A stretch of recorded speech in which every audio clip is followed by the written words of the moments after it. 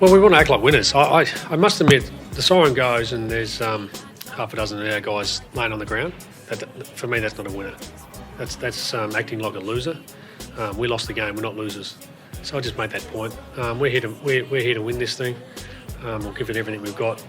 You get to this time of the year and you want to. I said that for the lifetime that I'm sitting in this chair, that maybe barring a grand final, if we don't win, don't lay in the ground. Don't lay in the ground. It's Craig McRae, the coach of the Collingwood Footy Club post-game. Nathan Buckley's here. We deliberately haven't discussed this, so I don't know his take on it. I've got my own thoughts on it. What say you? I think that's fantastic. I think it sets an expectation around where they want to be long term, but it sets up his players for that they're not done yet. I think the way to see, if you use the analogy of September being a game of footy, so it's 4 weeks as a game of footy, so each week's a quarter. So Collingwood are at quarter time, and they're just behind on the scoreboard. They've lost a game of footy, but they got pipped in the first quarter. They've still got 3 quarters to play if they're good enough. So they go in the second quarter. You don't lie down there. The challenge is still in front of them, and they're not done. In a small campaign, in a one season campaign, you still got fight in you, and you're still up and ready to go. So that's why I reckon that bar the grand final part was there, because that's at the end of a campaign. They're still in the middle of theirs, and I reckon that's where he was coming from. You're not going to like this. You don't like it. You're not going to like this, because I could not agree with you more. I think it was arguably the best thing I've heard from a coach all year, post-game. I absolutely loved it. I'm trying to work out why Collingwood are so good this year under their coach. I'm seeing his presses. I get to talk to him at Fox every 6 weeks when we bump into each other. I'm understanding how good. I'm hearing you talk about him. I'm hearing Jonathan Brown. I'm seeing how the relationship builder that he is. What I saw after that was this get down, dirty dog competitor. Which you add that to everything else that I'm seeing and hearing. I absolutely loved it, and the message is so clear. Don't feel sorry for yourself.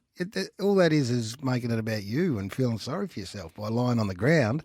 Get up, shake your head, shake your hand, and get off, and let's get ready for the next. And I thought it was magnificent. I spoke to Jonathan Brown, who's teammate of Craig McRae, on the Saturday night, and he said that it was very Lee Matthews.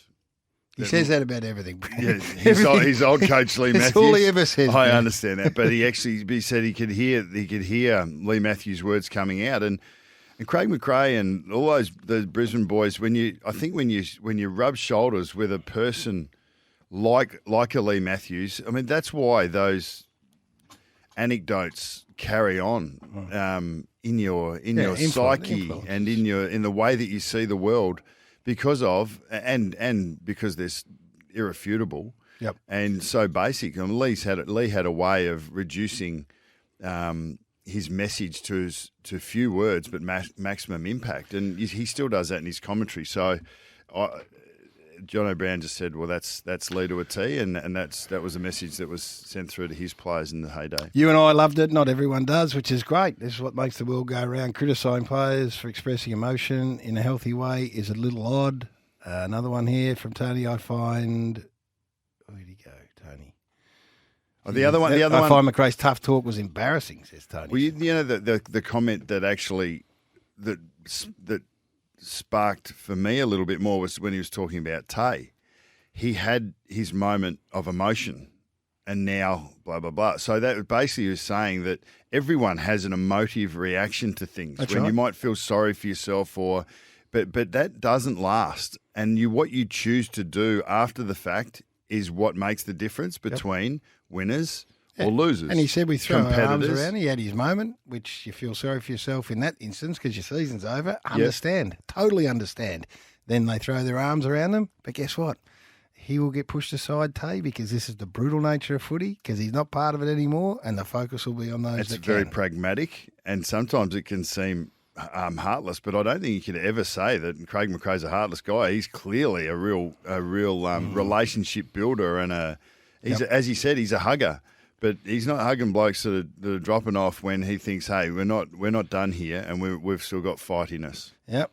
So there's lots of different opinions on the whole Cray McRae feeling. Bucks and I loved it. Some hated it, and that is fine. And give a little insight into how you go about it, I think, which is fine too. I don't. No one has to have the same opinion of it. No one does. On any measure, he, as a first-year senior coach, has had a remarkable first season and impact on that group and that club, and it's all power to him. And just back to the Cats. So Chris Scott set this up early in the piece in the year. Set it up, was prepared to blow up what they were doing. That's been the common phrase. New coaching panel, all that sort of stuff. And now they are in the best position. Their form coming in's been peerless, but the way we talk about the difference between home and away footy and finals footy. Well, they haven't had that sort of test in the lead up because they haven't played all the good sides, and not their fault. So to walk in, slap back into a hardened side like Collingwood, who have had those tests that have been going right down to the line, and change the course of a game, 12 points.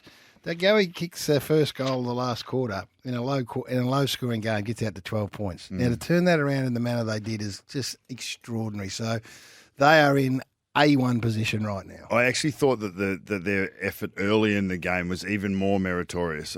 I thought that if Collingwood came out and went bang with a momentum surge, that we would find out about Geelong, because Geelong's natural instinct there is generally, even if you're an aggressive team, your natural instinct is to take the gas out of it. And Zach Tui spoke about momentum shifts and thought that we handled that well in quarter. Not waiting for the breaks, but we handled it well in quarter. We did. And what they were able to do, like the natural instinct is, let's take a few uncontested marks here, take the gas out of the game. And if that happens with a side that has momentum and a side that can put pressure on like Collingwood, I reckon it's just fuel on the fire.